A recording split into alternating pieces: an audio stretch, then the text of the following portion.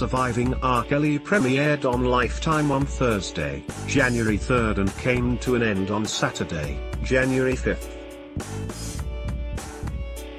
Over 6 episodes, Surviving R. Kelly recounted the allegations of violent physical abuse leveled at the singer, which he has denied, and featured more than 50 interviews and alleged victims in the documentary. One of them was Dominique Gardner's mother, who talked about her daughter's ordeal. Here's everything you need to know about Dominique Gardner. Who is Dominique Gardner? Dominique Gardner was one of the alleged victims in the documentary who had become estranged from her mother, Michelle Kramer. She met R. Kelly in 2009 when she was 18, and according to Michelle, her daughter was with him for 9 years. Michelle told People she started out as his assistant, and she'd come home on Christmas, Thanksgiving, Mother's Day. A few years ago I got a text from her saying she wasn't going to be on my phone line anymore. After that I couldn't reach her. But in my mind she's grown, she'll call when she can. Can you watch Surviving R. Kelly on Netflix? Prior to meeting R. Kelly, Gardner worked as a dental assistant in Chicago before moving to Atlanta with the singer. Gardner and R. Kelly were together for 9 years, and Michelle claimed her daughter was living with the rapper for around 4 years. Speaking in the documentary, Kramer said, "At this point, she was 21, 22. What could I do? I had to make the hardest choice. All I could do is pray and hope that just one day she would wake up and come home."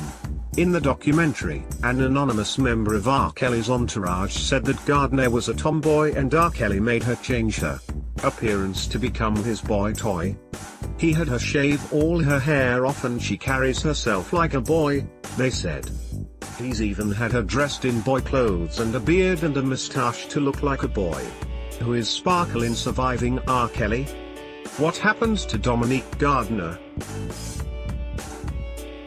Dominique Gardner is said to be one of the survivors who was living with R. Kelly at the time the documentary was being made. Taking part in the documentary were the parents of Jocelyn Savage and Israel Clary, 2 alleged victims who have still not spoken to family and friends years and remain with R. Kelly to this day.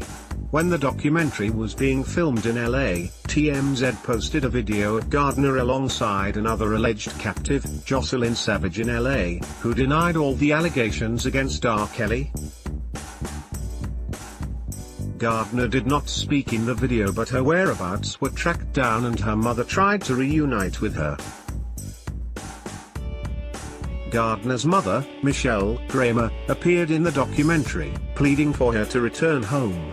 In the finale, Kramer went to the hotel in LA where she believed her daughter was staying. At this point, Gardner had known R. Kelly for 9 years and had been living with him for 4. At first, Gardner did not meet her mother and instead, they spoke on the phone. Kramer was heard telling Gardner, "Don't cry and please just come home." Speaking after the phone call, Kramer told cameras, "She cried just like a little girl. Just hurting for her mommy." During the phone call, Gardner asked for her mother to come back to the hotel at 6 p.m. that evening. When Kramer returned to the hotel at 6 p.m., the hotel manager informed her that her daughter called 911 and told the police that Kramer was not her mother. Kramer was told that if she did not leave the premises, the police would be called. However, Kramer did not believe this and snuck back into the hotel and hid in the bathroom. Why is R. Kelly's brother in jail? She was able to contact her daughter and minutes later, Gardner left the hotel with her mother and just a bag. She told her mother through tears, "That was the hardest decision I ever had to make." Speaking in the documentary, Kramer said, "We ran out of there like the master was coming for us." Kramer added, she'd been praying for a sign, and her mom showing up was it. "She met me in the hotel bathroom, and we ran out and never looked back." I got my daughter back.